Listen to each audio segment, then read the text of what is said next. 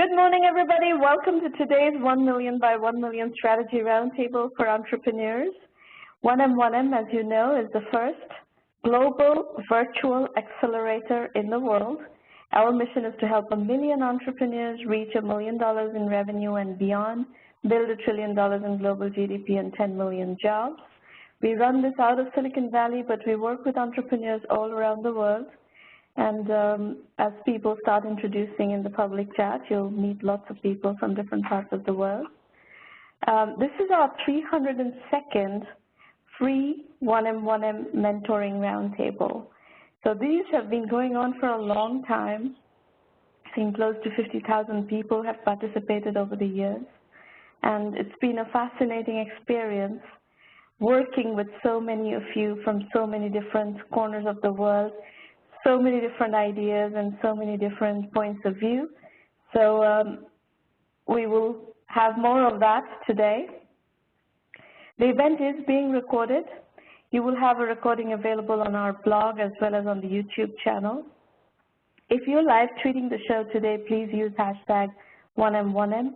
Our Twitter handles are @1M by1M and @Romana, and we publish a lot of really rich content through these channels.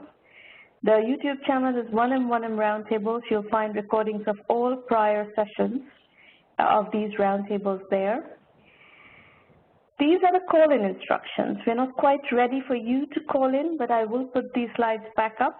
Please do think about questions and topics that you want to discuss, because it is a roundtable and we want you to participate as much as possible. We're going to start today with a special guest, Mark Organ, founder and CEO of Influitive. And before that, Mark was the founder of Eloqua, which you must have heard about, being in the technology startup business. Mark, welcome. It's great to have you. Great to be here, Sharmana. Thank you. So Mark and I actually met at the Salesforce.com conference, Dreamforce, some years back. It must have been, what, 2 or 3 years now, Mark? Yeah, I think it was 3 years ago. Yeah. So we essentially, after that, I invited Mark to come and do an entrepreneur journey story with us, and I got to know some of the point of view that you brought to the startup world, and I found it a lot of resonance in that. So I wanted to share that with our audience here today.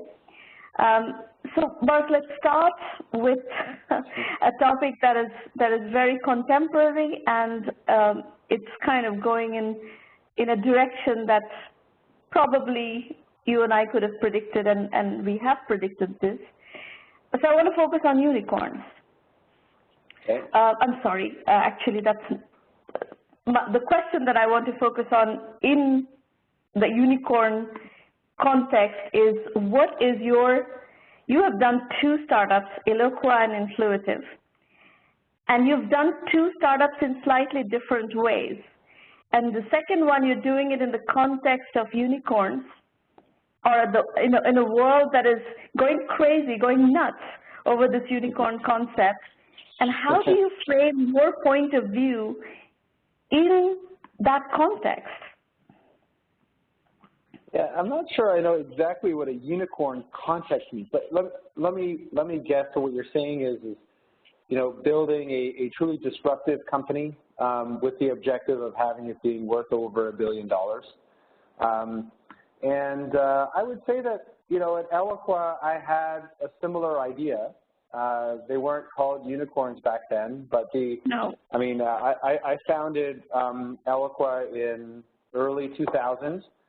So that was a very special time. There were a lot of unicorns back then too, and in fact, that's one of the things that was pretty inspiring for me. Not to create something necessarily that was worth a lot, but something that would truly change the landscape. I was very inspired by what Netscape had done at the time, what Amazon was doing, and the idea of building something that truly had global scale and doing it very quickly, because the internet allowed companies to grow very, very fast. The difference is that Eloqua was a bootstrap company, not because we wanted to be bootstrapped, because we couldn't raise any money. And it's because I was a 25-year-old founder and I was the oldest person in the company. And we tried to raise money in the early days, and nobody was going to give us any money. And we very quickly realized that we need to build a profitable company and control our own destiny. But I did end up raising some money at Eloqua. Once I had a business model that was working and I could see that competitors were going to enter the market, it was time to raise and to go big. At Influitive, we raised money much sooner. A lot of the reason why is because I can, and because when I did raise money, it was very attractive to do so. No, while at Eloqua, a lot of the time when I was bootstrapped, I was trying to make it another quarter. I always had the dream of building something that truly would change the world. And so that, in a sense, was, yeah. Let me tie a couple of threads here for our audience to understand what you're saying. You know, at that time when the time frame that Mark is describing in early 2000, it was also a time frame where we had gone through this crazy bubble. In 1999 was the peak of the first internet bubble, the dot-com bubble, and it had crashed.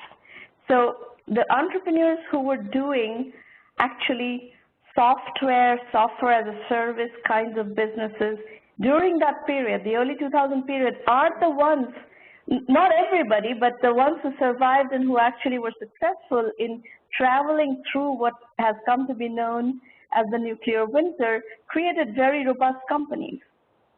But at that time, it was kind of like also a unicorn bubble. It didn't have that terminology, but it was a dot-com bubble, but it was the same concept of these overvalued, irrationally valued companies. And at that time, that was happening in the public market. This time, it's happening in the private market. But what's very interesting for me is, you know, now that the unicorn bubble here is slowing down a little bit, and it should, you know, I would say it would probably slow down a great deal more in the course of this year.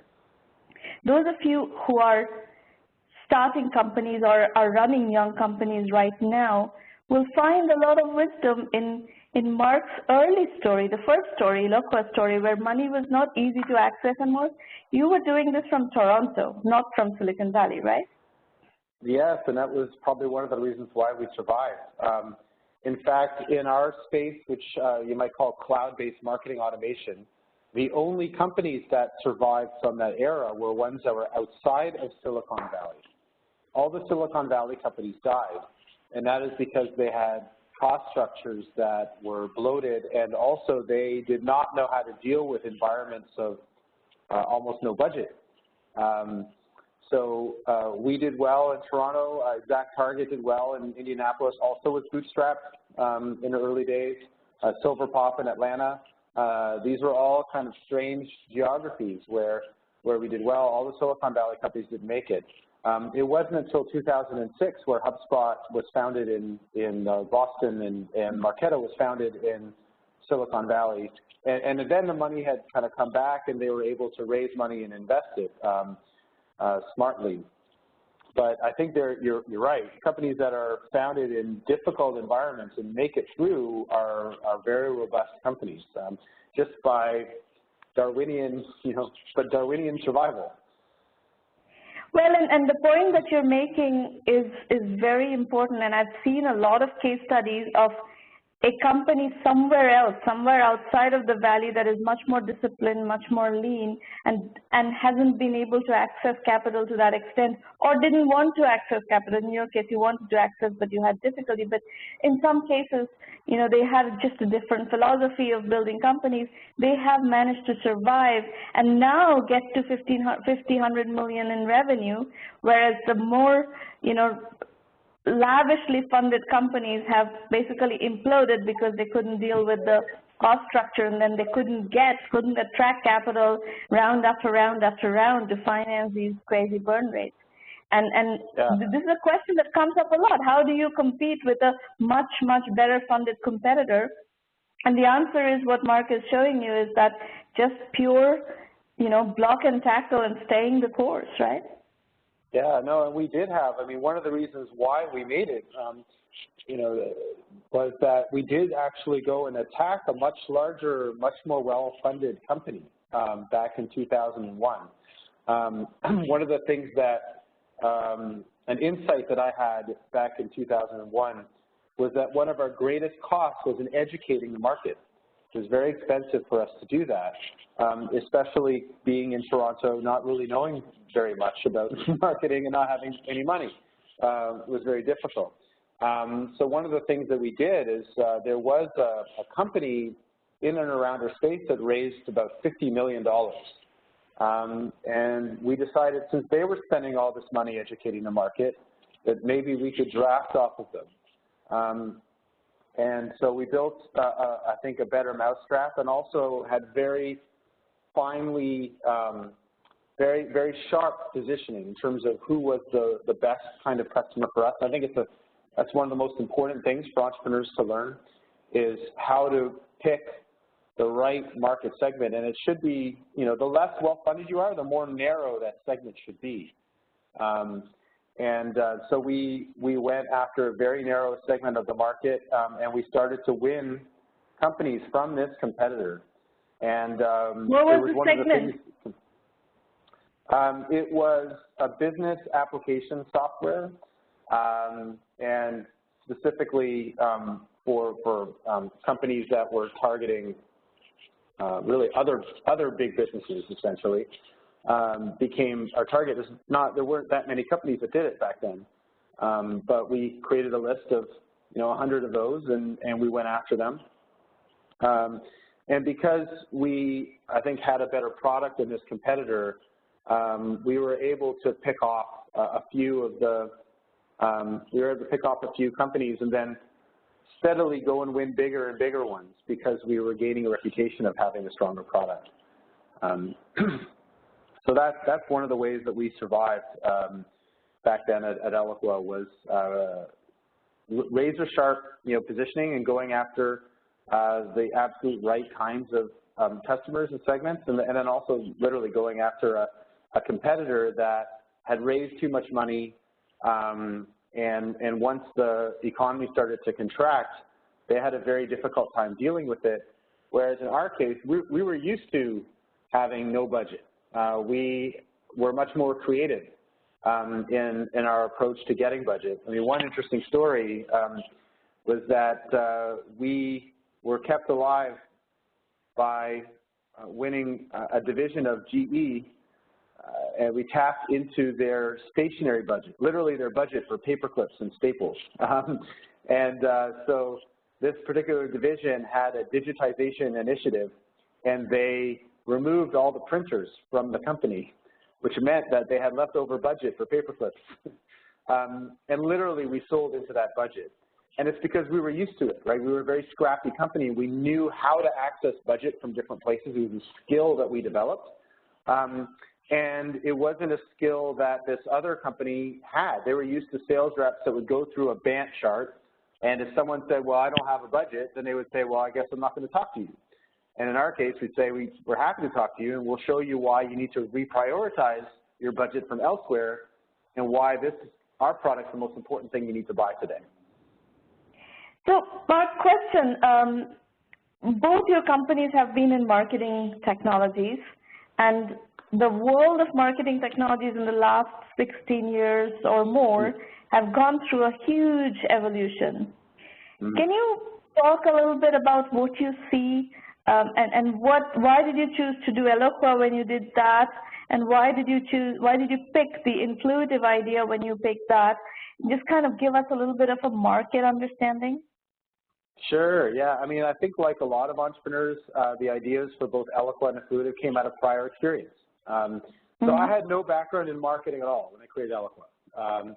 My background was as a research scientist in neuroscience, and then after that a management consultant. So I had no background in marketing at all.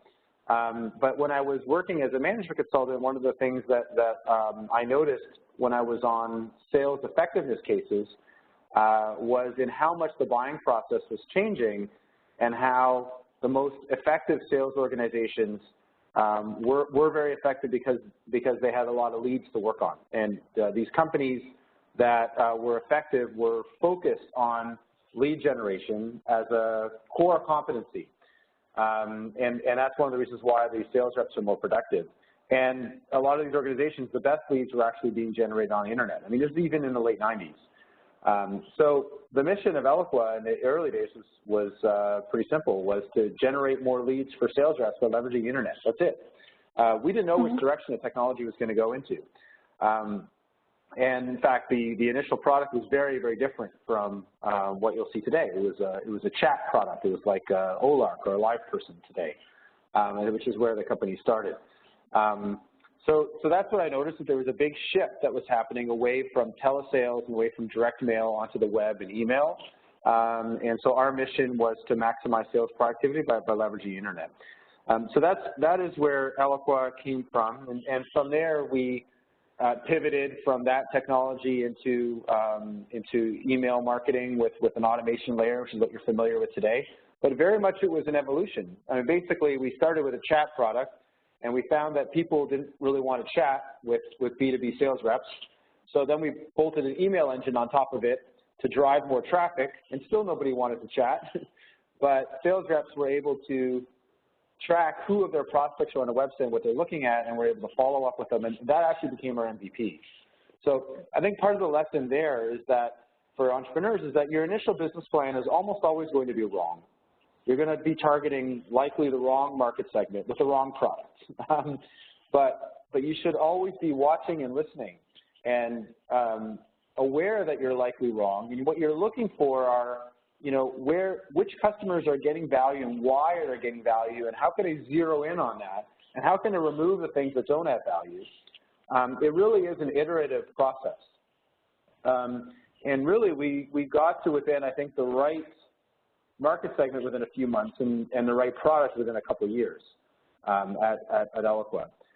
The idea at Influitive also came from my experience at Eloqua, and that was when I noticed in 2005, about 5 years after Eloqua started, that all of our really rapid buying processes, like when people would buy from us in 4 days instead of 4 months, they had lots of advocacy around that purchase. They had referrals in, they had all the right case studies on the website, they had the right references at the end of the process, and that's why they went faster. And I was obsessed with speed because, remember, I was a bootstrap company. So the faster you get money from awareness, to close, that's what drives the business when you don't have extra money raised, right? So anybody who could buy from me in 4 days instead of 4 months is very, very interesting. And so we try to say, okay, how do we get more of this advocacy? How do we get more referrals? How do we get more references and case studies and all that good stuff? And we found that there was really nothing that we're able to do to get consistently more performance. And that's when I wrote it down in my book and said, this is a problem that's worth tackling. And then when I left Eloqua, I had a chance to work on it. And the big insight that I had was that the experience of advocating isn't very good, right? The experience of referring somebody to another company generally is not very good. The experience of giving a case study or the experience of doing a reference call, it's not wonderful. No one ever writes home and says, hey, I gave a great reference call today. But that's what we want to change. We actually want to make the process of advocating really fun and rewarding and interesting. And I think that's the big insight that we had, and it's really working, right? So I would say to entrepreneurs who are looking for a great idea is just keep your eyes and ears open and be a pain magnet, right? Be looking for problems everywhere, and understand a problem so deeply that you're able to have a solution that no one else has thought of.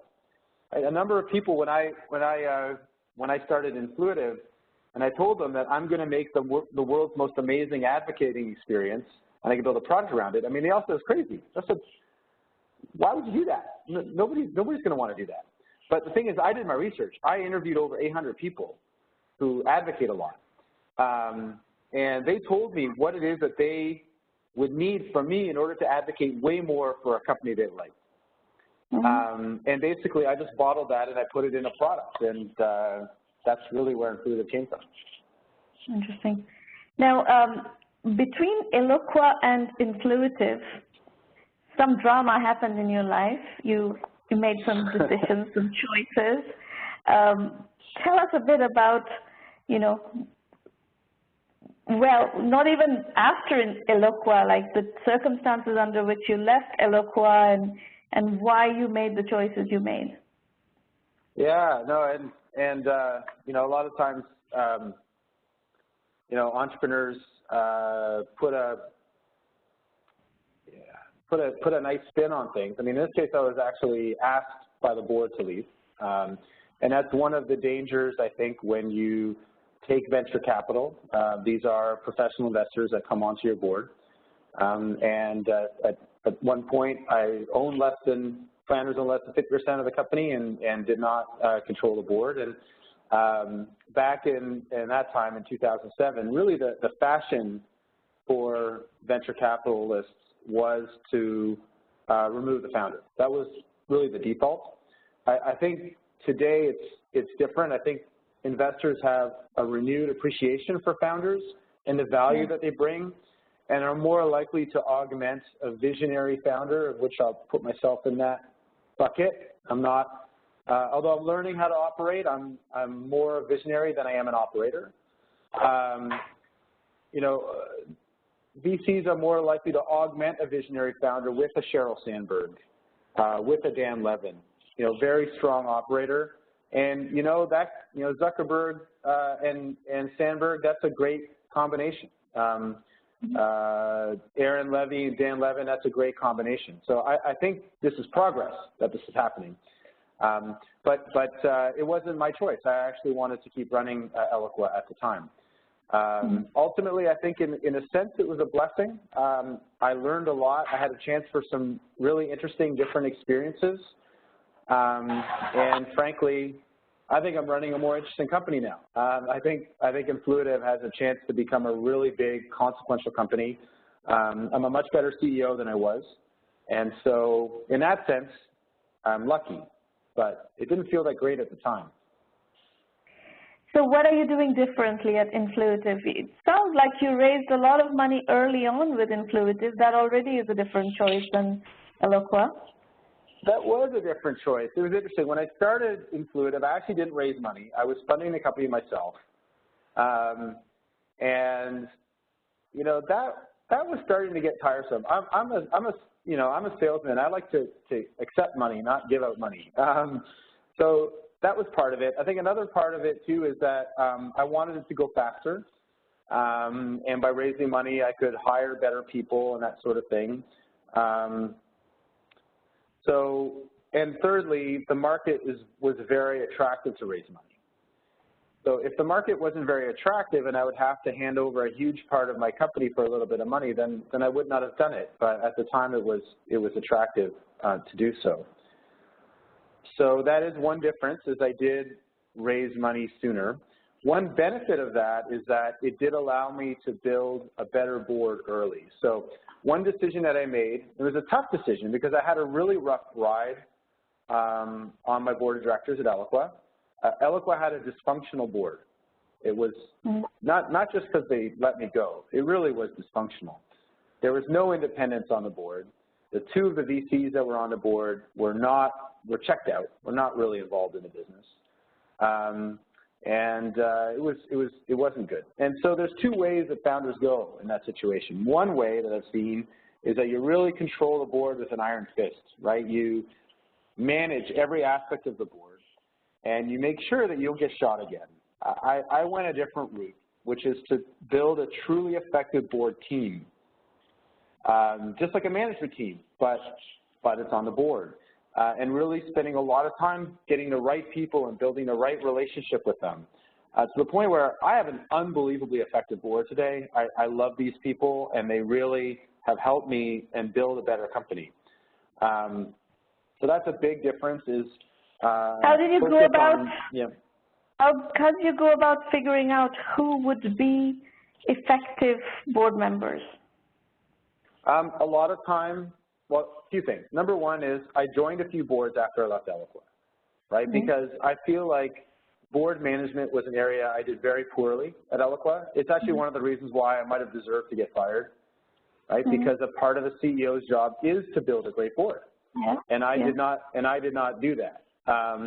So I joined a few boards, startup boards as well as nonprofit boards, to really understand more about what a great board looks like and also what great board members look like. Spent a lot of time talking to VCs and other people who know a lot about boards, and also read a lot about it. I read a lot of things in the literature.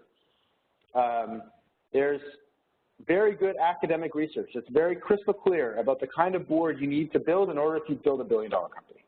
It's very clear about the kind of people that you need in order to build it. And in fact, almost every great company that's built a billion-dollar business in 10 years or less after founding have a very similar kind of board, turns out. So I just went and built a board in that way that, first of all, maximized the number of independents on the board. It had independents that had the right roles, right? So I have an independent, for example, that's a customer. That's an important role, and a domain expert, because your VCs on the board generally are not domain experts. I have an independent chairman of the board, a lead director. So I believe it's a really effective board. Doesn't actually have the CEO as the board leader. It's much better if you have somebody else who fights a lot of the board battles, and so the CEO can hang back a lot more. And so I have a very experienced lead director with over 30 years experience being on boards. And so he takes the temperature of other board members. He lets me know who's having a problem. And so that when I give a presentation at a board meeting, I address the issues ahead of time. So things like that. So that's it on the board. I am much more employee-centered than I was when I was at Eloqua. So I spend much more time in one-on-ones. I spend a lot more time having coffees and walking meetings, skip level in the company, and spend much more time thinking about building a great culture. So the insight that I have is that customers are very important, and you absolutely need to make sure that they're generating a great return on investment. But people make that happen. Okay? Product people build great products that delight customers. Customer success and service people and salespeople are the folks that delight customers. And you cannot, in my view, build a great company that has amazing value for customers unless the employee value is there, unless employees love coming to work every day and are thrilled to work at my company. So that was a big shift that I made. I learned too late at Eloqua the importance of having a truly engaged workforce. So that's a big change, for me. And I think I also learned a lot about customer discovery and how to laser focus on the segments that are going to get an overwhelmingly high value from the product that it is you want to sell. And so I learned a little bit of that at Eloqua, but I was able to refine a lot of my ideas for Influitive. And so I think we made a lot less mistakes at Influitive. Like Eloqua made a lot of mistakes. I mean, we bounced around a lot. Influitive wasn't a completely straight line, but it was pretty close. And that's because there's a lot more thinking about who should we serve. So I know we're coming to the end of the time that you have budgeted for this. I just want to ask one question which you shared with me when I did your entrepreneur journey story, which I found was quite interesting and unique, is that you went and crowdfunded a big portion of one of your early rounds, and I think you went on Angel List and brought in a whole bunch of angel investors. Tell us a bit about the thought process behind that, why you went in that direction, because it was easy to raise venture financing at that point with the track record and everything. So why did you go that route? Oh, I did it much more than just the first round. Even my Series B, which is a $32 million raise, I used crowdfunding there as well. So I am a huge fan of crowdfunding. I have 108 shareholders in the company, and that doesn't even include all the investors that are tied to some of the crowdfund organizations that are invested in this company. So the reason is that the modern tools allow companies to have much larger shareholder base than ever before, and I see that as a source of strength. Okay, I can literally meet with almost anyone in the world that I really want to meet with through my shareholder base. I can travel anywhere in the world and I can meet whoever it is that I really need to talk to, because somebody who's invested money in my company can connect me.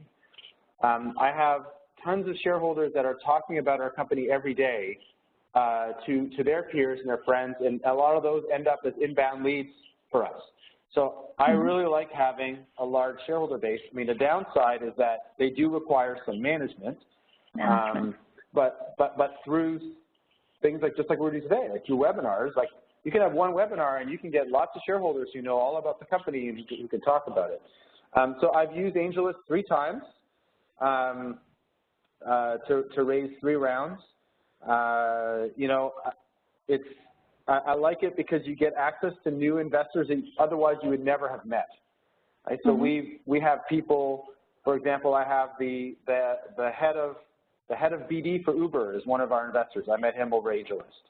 He's one of the best business development people in the world. He coaches my business development people on how to do their job better. Right? What's the value of that? It's huge, right? So get access to new investors. It's also been great PR because all these additional people who might not even want to put money in my company, but they may want to work for our company. And so we've had a lot of inbound interest in working for us that has come from AngelList. So I think that's very strong.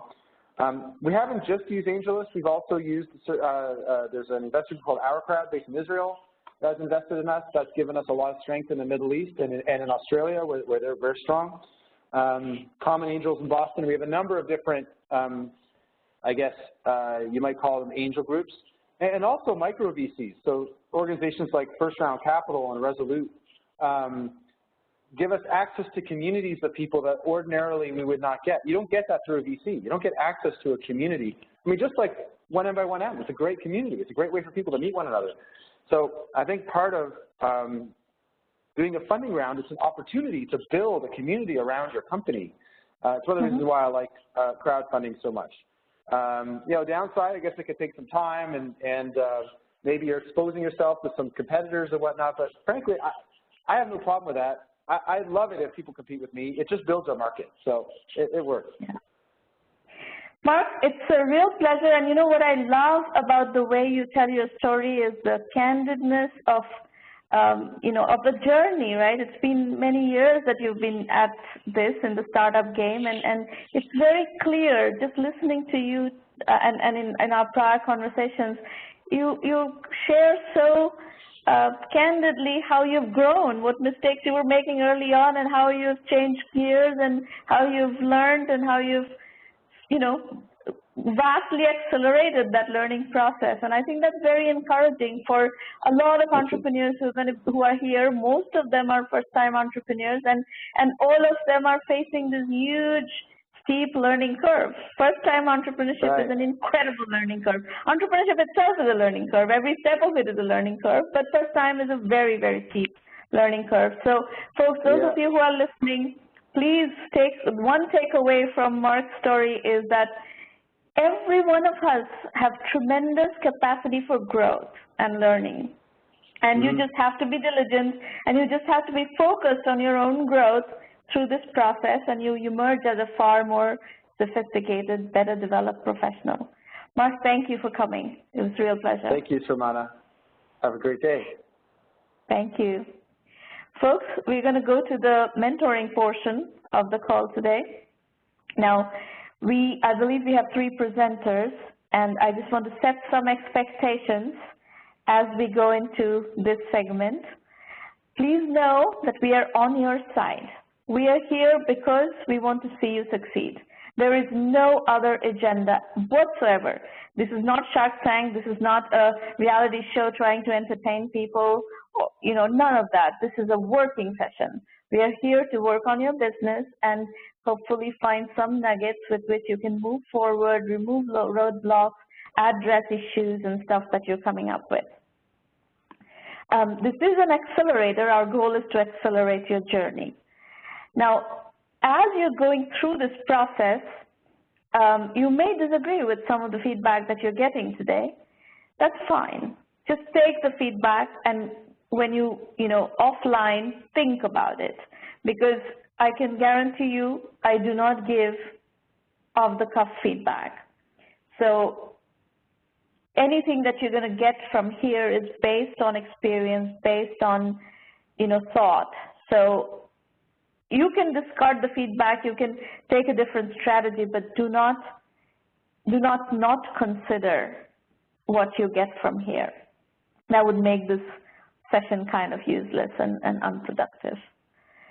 And if you're not pitching today, please do participate by asking questions in the public chat, and also I will open up the dial-in line later on in the program, and you can call in and open up any discussion that you would like to, and we will try to accommodate as much of that as possible in the time that we have left today.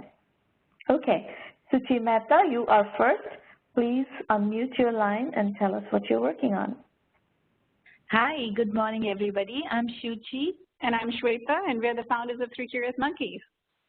All right. So what is Three Curious Monkeys? We make India and its culture fun and relatable for young kids.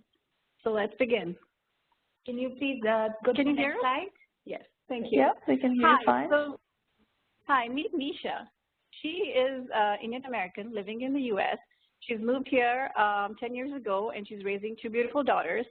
And on the right is Sonal. She's a second-generation Indian American, and she's raising a daughter too, but she's raising it as part of a blended family.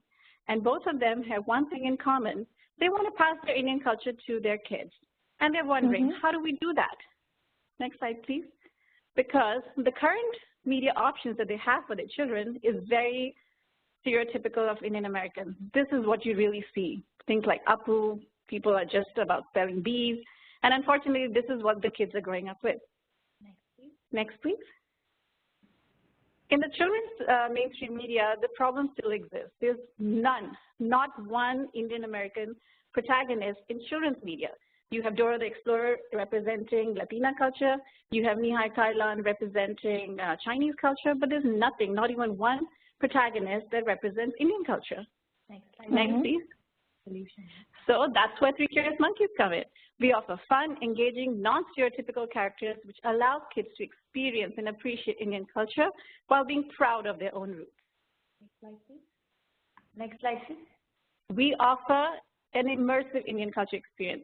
We are authentic, engaging, immersive experiences about Indian culture which any child, it doesn't have to be Indian, and they can easily relate to it. And that's what Three Curious Monkeys offers. Next slide, please. The potential. Now you'll say, why should I care about this market? Well, it's just in U.S. itself, it's $151 billion machine. And all around the world, there are about 300 million kids who do not see themselves reflected in the mainstream media. And that is a big gap. What's on trend? So hold on. What is this 151 billion number? That's the entire book industry. You're calling that your target market? That's not appropriate. Yeah, that's a very good question. So we are having a really hard time figuring out what is our market. And so we just found one number, and we thought we'll stick to it. But actually, our whole market or our whole thing is children's media industry. So characters like Disney characters. So this 151 billion, if you put a number like that up on a potential slide, it destroys your credibility instantly. So under no circumstances, you should have something like this on any of your slides. Okay, right. So, so you need to, I take it that I understand that you still need help in figuring out your market sizing and so forth. You need to create a model, and there's a whole bunch of variables that need to be figured out in that process. But that number, I can guarantee you, is not going to be 151 billion. And if you put something like 151 billion on a slide, you've immediately destroyed your credibility. So never do that again. Okay, that's great feedback.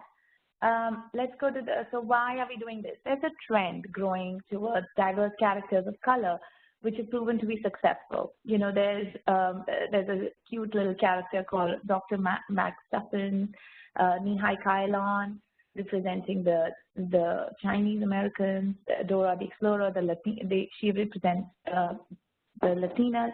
There is some representation of Indians also in cartoons like Sally Bollywood, However, that's again, very stereotyping it. Next slide, please. The opportunity. Here, so going back to the 151 billion number, you'll see more, why we put that number, because most of our products are that.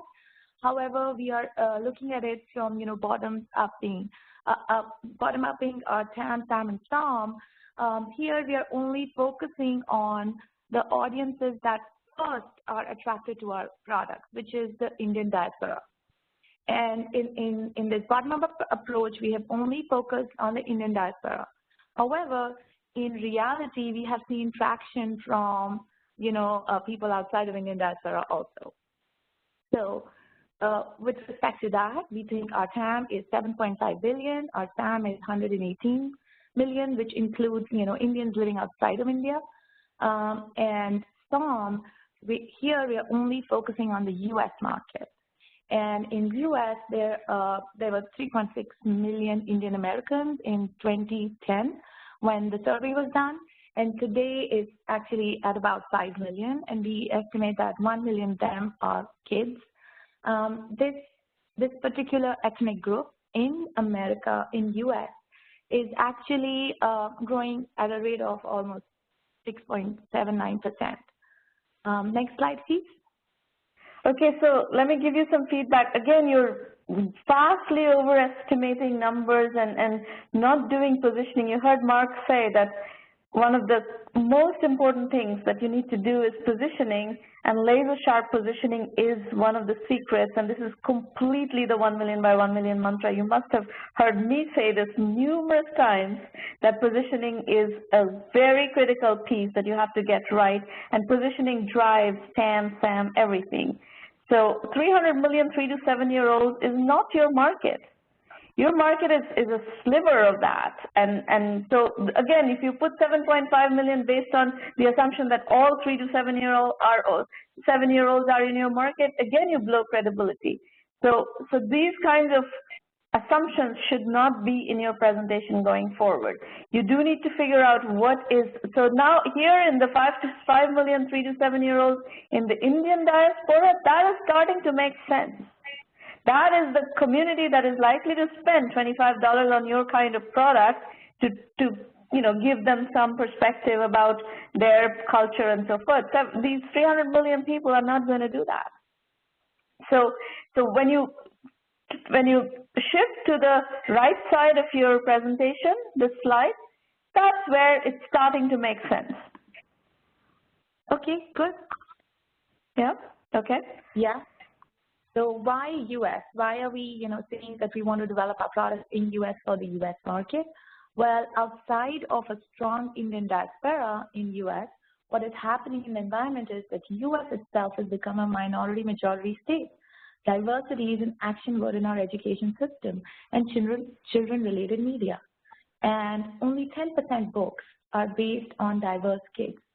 And the books is, that's the reference that goes back to the 151 billion book industry. And in the next slide. Anyway, I've already told you I'm not going to repeat, so we need to move. I have 3 other people to work with. Right. So far, I think your point is well taken. You've reiterated multiple times why you want to do this and all that. That's fine. The fact that there is an interesting, relatively affluent Indian diaspora in America, that's all very convincing, completely makes sense. That you need to address your market sizing numbers, and you need to do a real bottom-up analysis. What you have right now is not a bottom-up analysis. You need to do a bottom-up analysis against, your product line, product roadmap, pricing, etc. Sure. So right now, it's a good start. What you have, you're assuming that people are going to spend $25. Each family is going to spend $25 on your product. It's a reasonable assumption. You need to figure out you need to figure out the details of how you get to getting people to spend $25 with you per year in that segment. So good.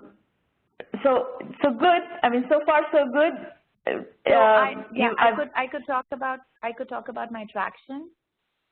Okay. I could great. introduce you to my products. Right. So far we have, we've launched a few products. We have an app, we have some games, we have, we published content almost on a daily basis. But we have only one product that we have monetized. So month over month, we see about 5 to 7% growth. We've got about 25,000 customers. Our app has seen downloads, 10,000 downloads. And this is like, the visibility in the app world is a big challenge, even for, big ones. Very big. And we were able to, we see a lot of downloads coming from China on our app. That's the interesting part.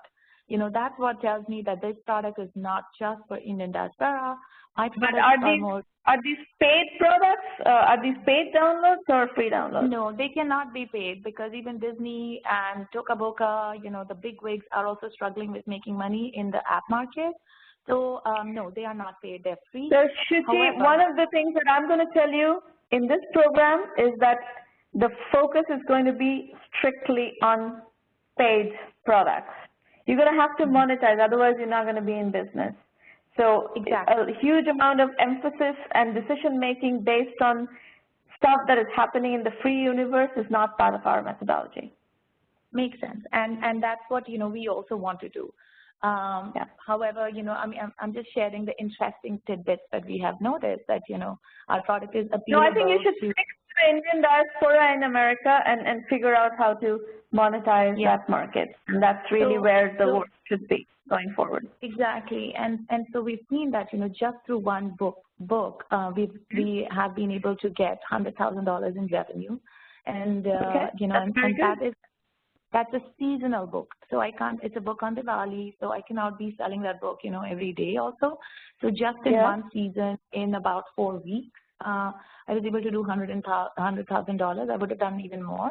But we faced some logistic, pitfalls in that area. So but you cannot do Diwali all year round, but there are other festivals that you can do books around. Other holidays you can do Holi, you can do other things. Exactly, and you'll see, our plans. So we were fortunate enough to be featured on NBC, NPR, HuffPost. Our customers love us. Absolutely, they're waiting for us to, bring more and more products. We are working towards raising global citizens. We have vast distribution, and we're making good amount of, business development deals with Amazon to increase our visibility on that platform, and we are looking into spreading into ethnic grocery stores. What's next? So next is, if you could just go back to slide number 19. These are the products that I'm sorry, Shruti, I'm going to have to cut you off because I have to work with 3 other people and you've already taken up your slot. So we're going to have to stop there. I've given you some feedback. For more, you're going to have to wait, basically. Okay. Thank you. Thank you for the opportunity. Yeah. Sure. Z Rizvi, you're up next. Thank you, Sharmana, and thank you, Maureen, for this opportunity and for listening and for feedback. I'll be quick since I know we're running a little over. I'm the founder and CEO of Odesso. We go to the next slide. I have the company is based on the basic premise that mobile applications be as simple to develop as a website. We have noticed that it costs thousands of dollars to build a mobile app, but it should not be the case. So that's the vision, and we've made it possible through our shared SaaS architecture to be able to build mobile apps for small businesses starting at $50 per month. It's a subscription model. Go to the next slide. We, just to give you a quick update on our progress, we launched our product around 1 week ago, which is why this is a fabulous opportunity to present to you. We're running a private beta with 5 customers, including a customer that has multiple branches in the U.S., Canada, and the U.K., which is called Mr. Handyman. One of the quotes from one of our customers for a hairstyling service says, without Odesso, we'd needlessly be spending a lot of money on our technology instead of focusing on what we do best. So we take out the extremely high capital required to build mobile apps, and we let businesses, small businesses specifically focus on their business. Next slide, please. So what's the problem? As I mentioned before, if you want a website, you could subscribe to Wix.com or any other service for around $20 a month at max. And you can build your website, you can mobilize your business and put it on the web for people to look at. However, with trends changing and the industry moving towards mobile apps and mobile interactions, how would you build a mobile application? It costs between $5,000 to $50,000 to build a mobile application, which is why mostly enterprise companies build their applications, because they have the staff and the resources. It's very prohibitive for small businesses to be able to build a mobile application. How do we solve that problem? We do that by making a subscription service, which would be a license at $50 a month. If you go to the next slide. I'm actually scared to present this slide because I know, Ramana, you're very particular about numbers, so I'd love your feedback here. What's your market opportunity? Our customers, we're going to go after small to medium-sized businesses because that's where the cost is prohibitive, and that's where people don't invest in mobile applications and do not take part in the mobile marketplace because they do not have the capital to build the technology. The SMB mobile technology industry is valued at $55 billion. Granted, that is multiple different types of businesses, but that really is the overall market that we're going after. No, you're not. 78.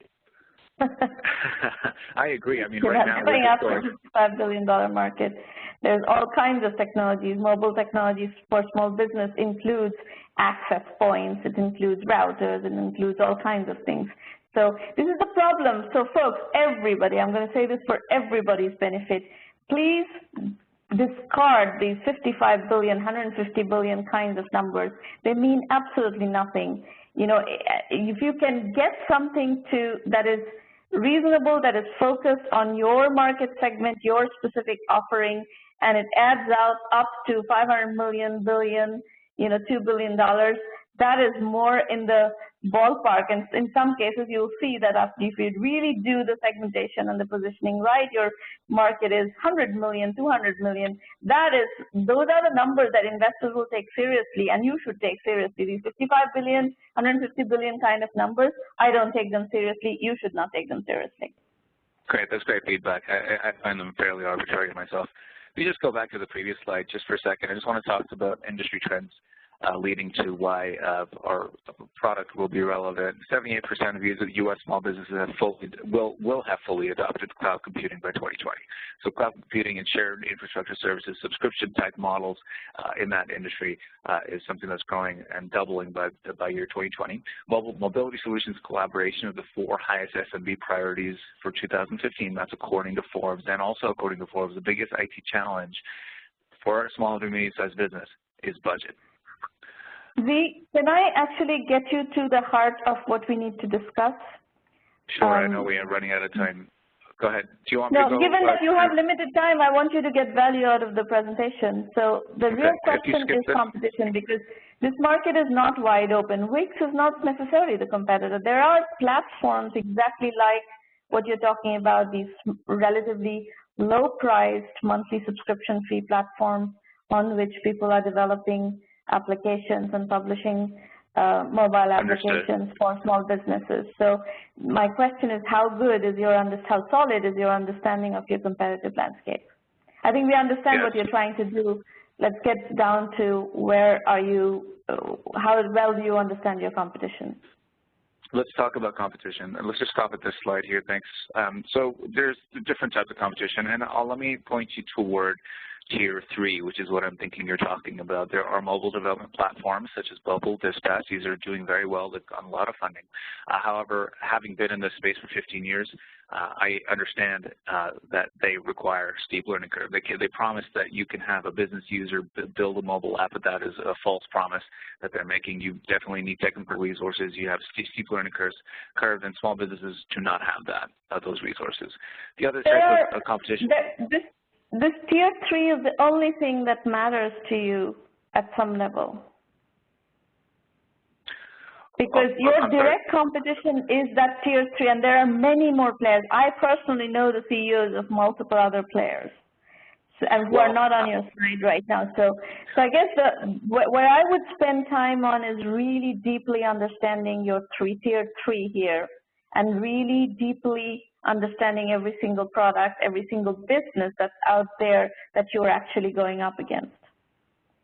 Yeah, I guess the difference is that we actually build the platforms for our customers instead of leaving it for them to build. I think that's a big mistake that a lot of these platforms there are make. platforms. There's exactly the business plan that you're talking about. There are other people doing that are much further along, have tens of millions of dollars in revenue. Okay, great. Do you have a quick example? Just want to make sure I cover them up and research them. I have to look it up. I don't remember all the names off the top of my head, but there's one particular that I remembered this case study, but I don't remember the name of the company. Got it. Thanks, but Rod. there are your feedback. Perfect. Yeah. Okay. So that I would say that's pretty much high level it. Yeah. So I would say that your next step should be to really thoroughly research the competitive space in your direct competition, not this, grandstanding stuff. It's really deeply understanding the competition in your direct market and really understanding what your total available market is.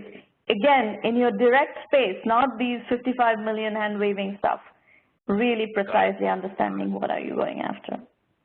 Excellent. Thank you so much. Okay. Is there any other You're questions welcome. before I end my presentation? We actually have to move on to Shamit's presentation. You can wait for more Q&A afterwards once we finish the 4 presentations, and then I'll open up the line for Q&A again. Great. Thank you. Shamit, you're up next.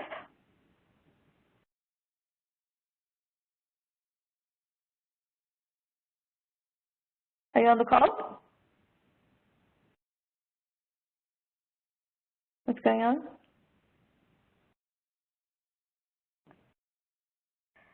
Okay, is Nathan on the call?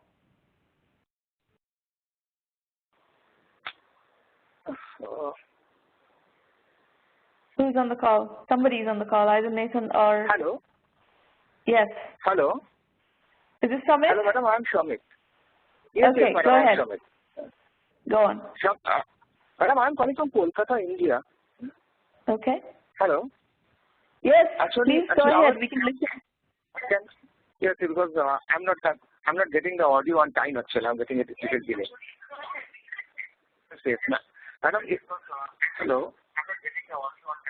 Yes. Hello. Please don't keep going. Hello. Just go and do your presentation. We can hear you. Yes, madam. Our product is Artzen. Like it is basically a printing solution. I mean, can you go to the next page? Yep. Slide. Yeah. I'm given the summary. There is basically vast gap between the demand and supply. I mean what we have basically surveyed in our eastern and northeastern Indian market about basically printing of marriage album, marriage photo book, marriage copybook, etc. And that is where we come into action. Hello. Yes, please go on. I'm listening. We are all listening. So you don't need to keep going hello. Don't do that. It disrupts your presentation. If the presentation sounds terrible if you keep doing that. So our venture is basically to take the opportunity of the gap between demand and supply. Well, I mean there are basically a handful of companies in this domain. That is why we came with our business idea. So can you go to the next slide? Yeah. So see like if we see the Indian market, there are around basically 2 crore marriage happen every year. In between that, around 15% is in Eastern India only, and I have got all these details from basically Quora. I have done this. Yeah. I have done this research, and on that, if I see the basically marriage album, proper marriage album, marriage photo book, marriage copybook, etc. There are only Canberra and Charisma who are basically the national player. All are. I have surveyed physically Kolkata market. In Kolkata market, there are only basically 3 studios who do the printing, and that is why we go. Hello, can you go to the next slide, please? Yeah. So that is our basically customer profile. Studios doing this marriage and other event photography, and then basically independent photographers doing event, and then we will millions of netizens who across India sometime want to make an album and photo book, a coffee book, etc. So and this is our basically value proposition. Like we want to provide state-of-the-art development and printing solution to professional photographers at an acceptable price to both deliver high-quality experience to their clients and also to market themselves better. Can I go to the next slide? Sumit, I have a few questions. I think we understand what you're trying to do. You want to work with professional photographers who cater to the wedding photography market, and you want to develop books based on affordable books based on their photography for each of these wedding events. Yes. And you want to do it at a much cheaper price than the competitors that you outlined, like Canberra and Charisma. Yeah. Now, the question is, hold on. Let me finish what I have to say. If you keep talking, there is no point you're being here.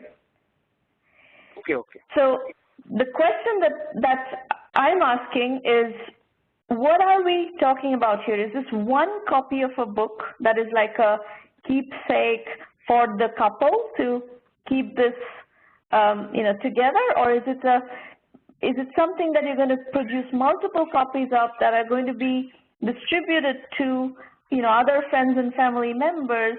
What are we talking about here? We are basically talking about one single album, one single book, and I'm not talking about multiple books. I'm talking about single book, single album, single book, etc. That is the thing. Okay. Yeah. That is I'm exactly talking about. I'm not multiple book, and I am talking about mostly the printing side. And because based on my physical study, I have actually spoken to the studios. I have actually met them, and I have spoken to the photographers, all these people. So I have visited many studios. What they get product. The product price, if they get around 10% cheaper, they are all ready to give me their to develop and print their photo book. But I can do that only if I can put up a printing setup. A printing machine, binding machine, etc. And basically a team of marketing personnel. Do you have access to a printing setup? Hold on. Do you have access to a printing setup? Right now, no. Right now, I don't have a printing setup. I get printing from outside agency because that printing machine, will cost me 3 crore INR. That is the thing. So I don't see the point of you're investing in the printing machine right now. I can connect you with a printing printing shop, and you can just work out a deal with them and figure out how to do the marketing. If you can do the marketing, if I were you, I would first figure out the marketing without making a big capital investment. Madam, like if I need to give some kind of discount to the photographers and to the studio, I need to pay from my pocket. It is not possible without a printing machine and binding machine. That is why if I get some kind of funding support right now, I can basically. No one's going to give you any funding support right now. Shamit, that assumption needs to go away. No one's going to give you any funding support right now. So what I'm telling you is a pragmatic way to get this thing off the ground.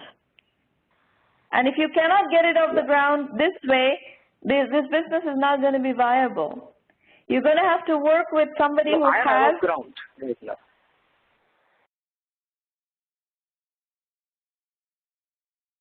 Hello. Okay. What is the point? Hello. Yes. What is the point? I don't get the point. Hello. My feedback is that if you want to get this business off the ground, you have to make the unit economics work, assuming that for the moment you're not investing in this, making a capital investment. You have to make it work such that you're working with somebody who has printing and binding facilities, and you're going to need to work with a partnership basis, and you need to be able to get the business to do what you're proposing to do. And if you're saying that the economics are not going to work unless you own your own machine, then I think it's going to be very difficult for you to get this business off the ground. Okay. So the big question, the looming question that I see here above your business here is, can you make the unit economics of this business work, assuming that you're going to be working with a printing and binding shop in the back end who already has the capital equipment? And I can connect you with someone who does have that, but can you make the numbers work for both of you? I can. I mean, if I can get connected with a printer who can, who can basically provide me a little bit of discount, which is actually very much possible. I can do that. I definitely can prove numbers. I definitely can do that. It's absolutely possible because I have done a physical survey on my own. I have spoken to at least 100 studios in Kolkata itself. So I can do that. I definitely can do that. That is absolutely possible from my end. Okay, well, we can take that offline. I have clients. We can take that offline. I have clients because, yes, I have clients. I already have clients. Okay. All right. So that's your next step, is to figure out a relationship which works and which scales such that you can get this business going and you can service your clients accordingly. Yes, very much. All right. Okay, we have one more presenter. Thank you, Shomit, for your presentation. So we have one more. Can you connect me, madam, to the printers? Yes, I can. Okay, madam. Then I will be in touch with you later. Okay. Okay. Yep. Okay. Thank you. Nathan Beckerman, you're up next. Hi, Romana. How are you? Good. Go ahead. Tell us what you're working on. So my name is Nathan Beckerman, CEO and co-founder of Wash My Whip. And Wash My Whip is an app-based, on-demand car cleaning service. And we're on a mission to bring the car wash industry into the 21st century. Next slide, please. So one thing we found before I touch on the solution is that for too long, we've been wasting time and water every time we want to wash our cars. So with the Wash My Whip, we created an app-based service where you can request for our services, pay for our service through the app, and you save time by having the person to wash your car come to you. Not only that, we also use special waterless products that clean your car and shine it, and also put a protective coat on the paint, which actually make it much better than just a regular wash. All right. I'll touch very quickly on how it's waterless because a lot of people find this surprising or don't even know that it exists. It actually does exist. It's a clay-infused wax. I don't want to get too technical, but basically what it is it grabs the dirt, emulsifies it when it's on your car, sprays directly on your car, and with a microfiber towel, we can wipe off the dirt, and it leaves the service completely clean, just as if you would have washed it with water. Actually, water is not that good of a solvent when you're cleaning cars. This is much better. On top of that, next slide, please. One of the most important principles for Wash My Whip is that we'll empower individuals. So the way the car wash industry works today, those who are washing cars are not only not making good money, but they're not empowered to build their own business. And most of the people who work in the car wash industry try to wash cars on the side on their own and aren't very successful because, you know, they lack either marketing skills or business skills in general. With the Wash My Whip model, we're allowing our wash pros to get wash jobs, and we provide them with the products to be able to clean cars, and they can wash cars wherever and whenever they want. So they can also create sort of their own washing businesses in their areas and clusters of influence, and they don't need to use the Wash My Whip app to market them. They can use the Wash My Whip app to market themselves and can focus on what they want. here's just a quick screenshot of what the interface looks like. It's very similar to other apps that we know today that are location-based on-demand services. You can put in your location, request your wash, access the menu, and you can do interior or exterior only washes. So another important part, I'll go through the numbers really quickly. I know you've been very critical today about the numbers, but I think it's good. Every day, not just today. All right, that's good. It's very important. So the annual revenue of the car wash industry is $9.2 billion, as quoted by IBIS World. If you can break that down to how many hand car washes are done annually, it's around 100 million. And then I'm bringing it to the addressable market for me is in Miami-Dade and Broward County, which is South Florida, where we're starting. It's 3.7 passenger vehicles. You can go on the next slide, please. We'll see the actual number. 3.7 million vehicles all use car washes, is what you're saying? Well, or is it just the total number of vehicles on the street? That's just the total number of vehicles, because what we do know is how many vehicles there are registered in the U.S., and that is 270 million in the U.S. Well, not all of them are, again, you're overestimating your market. Not all of these people are going to use a car wash. No, I agree with you.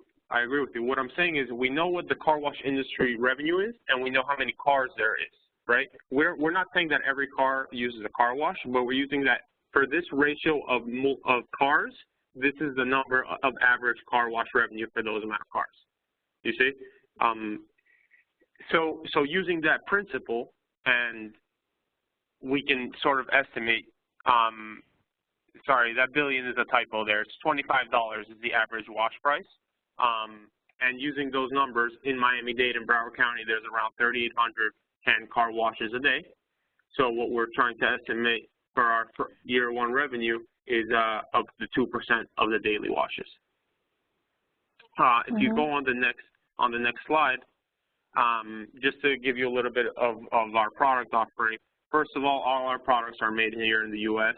And the wax that your car gets, actually, if there are any car enthusiasts in the room, would love to get your feedback. But Carnauba wax, it's made in Brazil, and it's one of the most premium out there in the market. Obviously, convenience. We come to you at work, at home, while you're shopping. Any sort of requests, we come fulfill, and our wash pros arrive in a timely manner to wash your cars. The economics for the detailer and the user, so we're saving time for the user, and there's no overhead of having to pay rent, et cetera, for the detailers, so they also get to take on some of that savings. The user interface that we've created is very similar to others that users already interact with on a daily basis, so we tried to grab onto that. We believe in the socially conscious business, so not only do we save the 50 gallons of water that are wasted every time we wash a car, on average, sometimes it's even more, but we're also partnering with organizations that get drinking water to underprivileged children. So we're giving a percent of every car wash that goes to get drinking water to children in underserved areas. I believe that's my last slide. It's really. I like it. I like it, and I also like the fact that you have some proprietary product and approach to the whole thing. So these people who are going to be working with you are going to be using that approach, your product, etc. So there's a lot of things that I like about this this idea. Where are you? Have you started? We're launching actually next week in Miami. We have not started. The way we're planning, we're totally bootstrapped. So we haven't had that much. Yeah. So we haven't had that much capital to market ourselves per se. But the way we're doing it is we're going to events, specific events in South Florida, and marketing ourselves that way, and trying to get more and more downloads, and then have recurring users. Because the way that we see it is that once we have a user on the platform and they're registered and their car is registered and their credit card is registered, they're not going to have a need to go to a car wash anymore. They're just going to request it everywhere they need. And then we're planning on introducing more product lines, sort of a subscription model. And then we have an idea of partnering with parking garages and and allowing us to serve their customers there. Just to quickly touch on. Well, first and foremost, get the model validated that this is working and you can attract both sides of the marketplace into the platform and transactions can start flowing.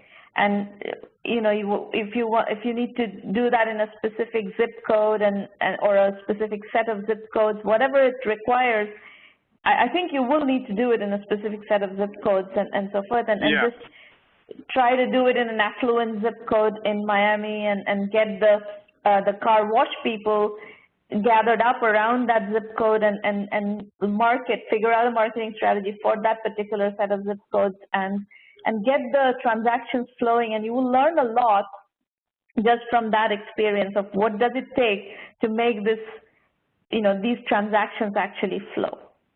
Exactly. No, that's definitely what we're planning. We're actually, the way that the app is set up, we're going to be in the App Store live next week.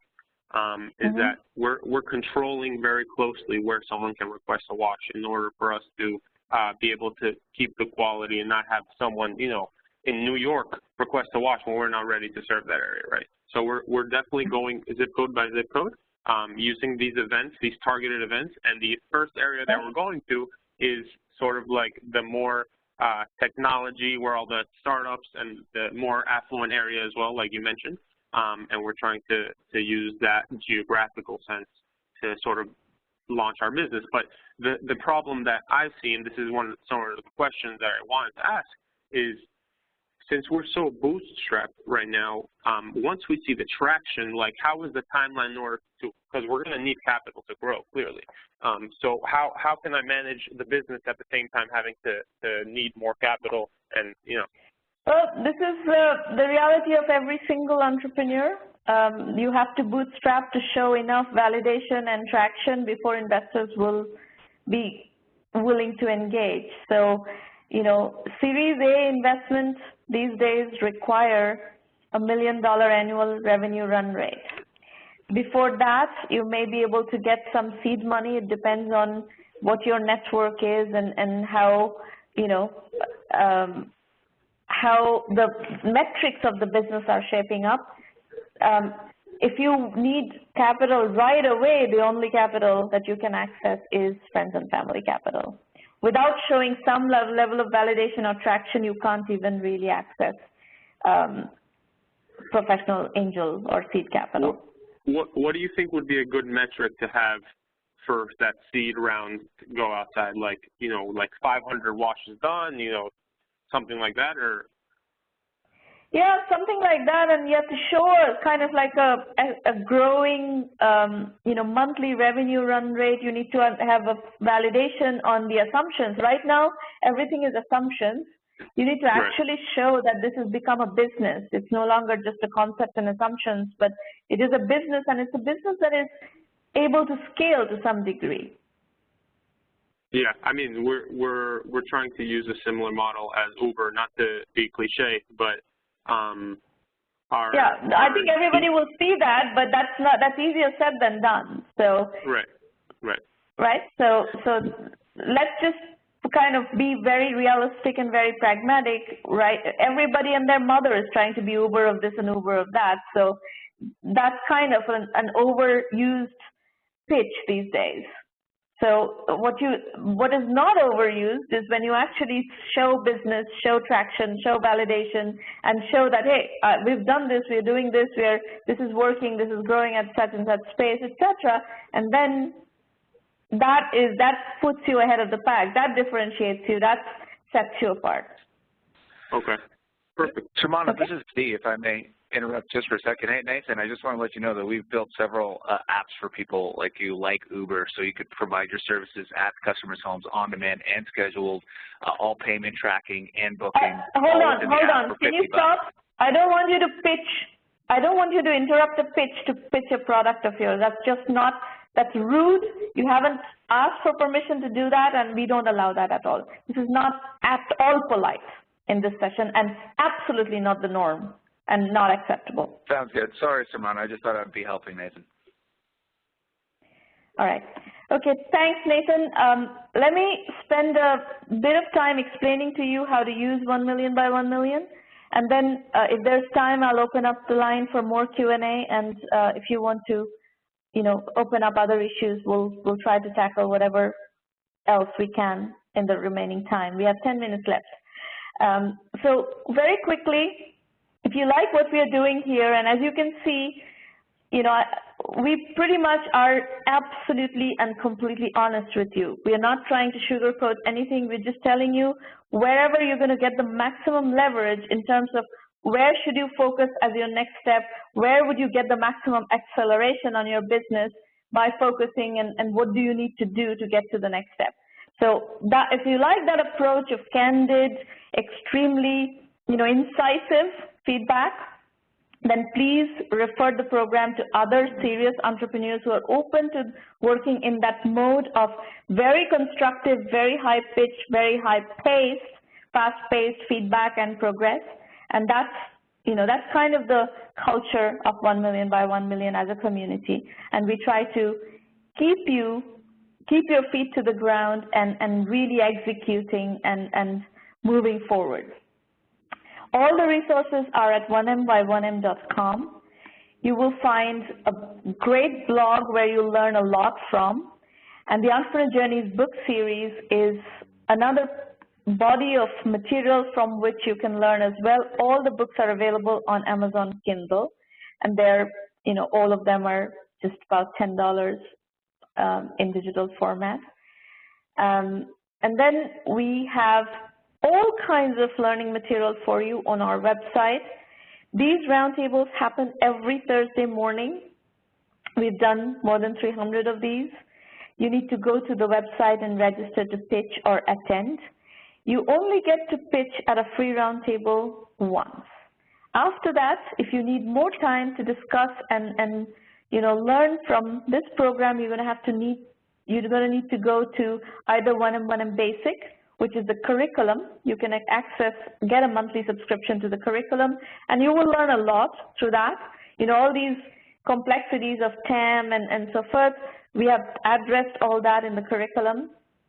Funding requirements, what do you need to get funded? All this is addressed abundantly in the curriculum.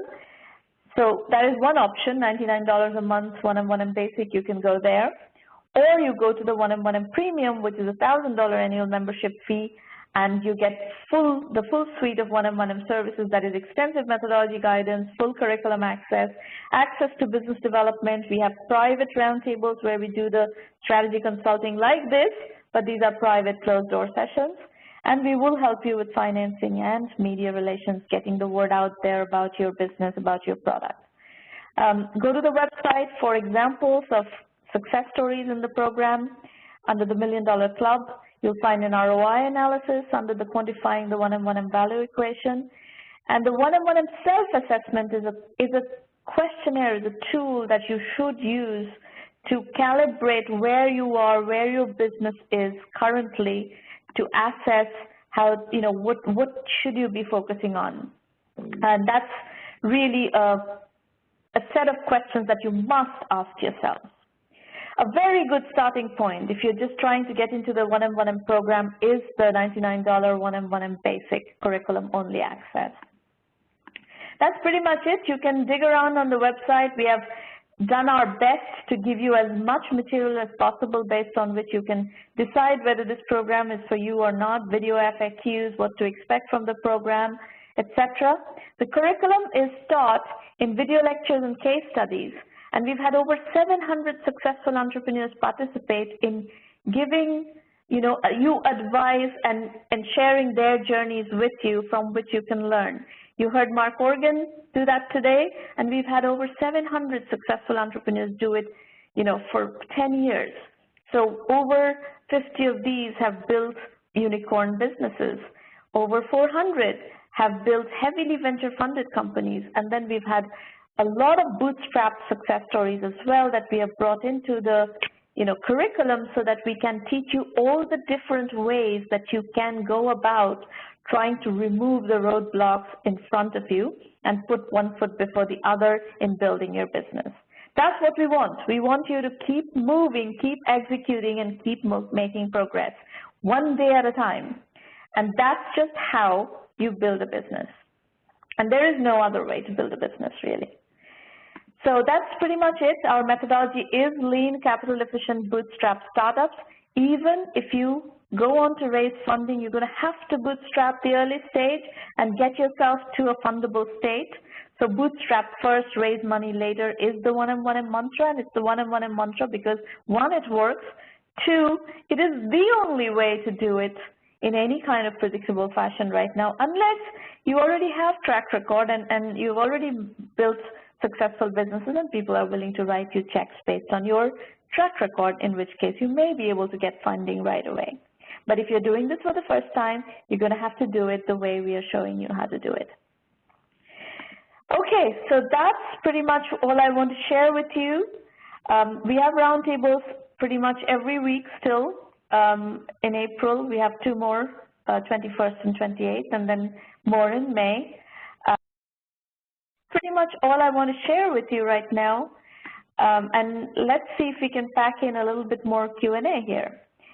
We have 4 minutes left. Anybody, questions, comments, issues that you want to open up? If you want to dial in, you're welcome to do that. You can also ask questions in the public chat. A question on the line. If you said that to get seed A, you need to get 100 million run rate. What is, or for round A? What would it be for seed funding? Sorry, I didn't say to get a Series A you need 100 million run rate. I said to get Series A you need a 1 million run rate. Yes. Right. Sorry. Seed varies. Seed varies, but you'd at least need to get. I think these days you at least need to get to a 250K run rate. Okay. And you need to also show a lot of other pieces. It's not just the traction and the run rate. There are a bunch of other pieces that need to be in place for your business to be considered venture fundable. Not all businesses are venture fundable. You need to establish in your pitch that this business has the capacity to grow at venture scale, which is not just TAM, but also growth rate. So this is where it gets tricky, and we'll work with you to help you make that case, but there is quite a lot of art, and both science and art to it, that you're going to need to learn. Any other questions, comments, issues that you want to discuss? This was a very productive, fast-paced session. We covered a lot of material. I hope you enjoyed it.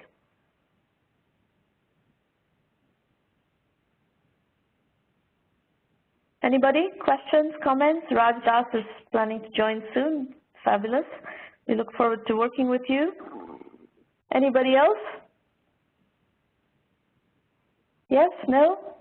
Okay, while you're thinking about it, let me introduce you to Irina Patterson. If you have questions about the 1M1M program, any of it, free, premium program, basic program, whatever, you can contact Irina. Her email is irina@1mby1m.com, and she'll be happy to answer any of your questions. I'm glad you enjoyed it, Colin, Raj, Harsh. I'm very glad you came, and I'm very glad you enjoyed it. By the way, if any of you would like to introduce yourselves and tell us what you're working on, that would be perfectly appropriate at this point and in the public chat.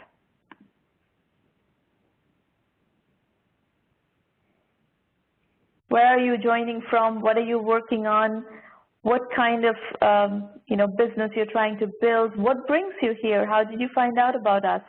A little bit of networking before we close off for today.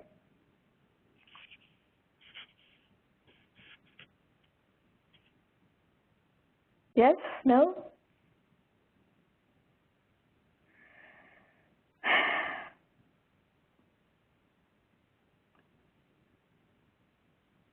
Colin is the co-founder of Equity Directory, an invite-only network of entrepreneurs and startup talent exchanging work for equity. Awesome. Harsh Modi, I'm working on a fashion company looking to export to Western markets. Okay, fabulous. We actually have companies like that in the program as well, who are doing it. There's a very interesting company that's already crossed $1 million that is exporting artisan textiles into the high-end fashion market of the United States. Very successful so far. Yatindra Tripathi found about this from a mail from Susan. I'm an engineer for Oracle India. All right, awesome, Yatindra. Your the Oracle 1M1M challenge applications are due on April 21st. So, folks, for those of you who don't know about this, 1M1M has a terrific partnership with Oracle, global partnership with Oracle, and we are running a 1M1M Oracle challenge right now, and the applications for that are due on April 21st, and the winners are going to be receiving 1M1M scholarships for 1 year from Oracle, and we'll be working with the 1M1M Oracle program, incubation program, as part of our corporate incubation business. Excellent. We look forward to your application, Natindra.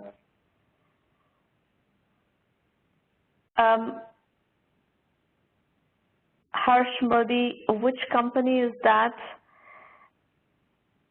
I'm not sure if I want to reveal that without talking to the entrepreneur.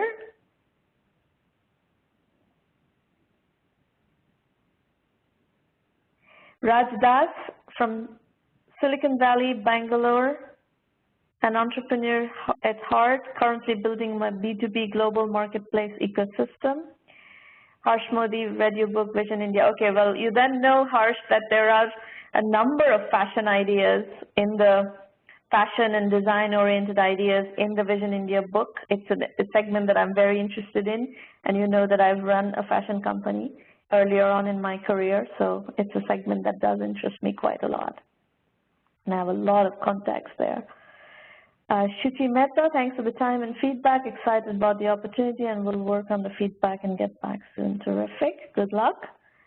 All right, folks, we are over time, so I look forward to working with you next time. Please come back, and we'll continue the discussion and the working sessions.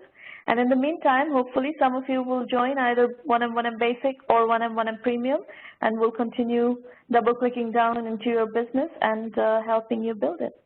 Thanks for coming. Bye, everybody.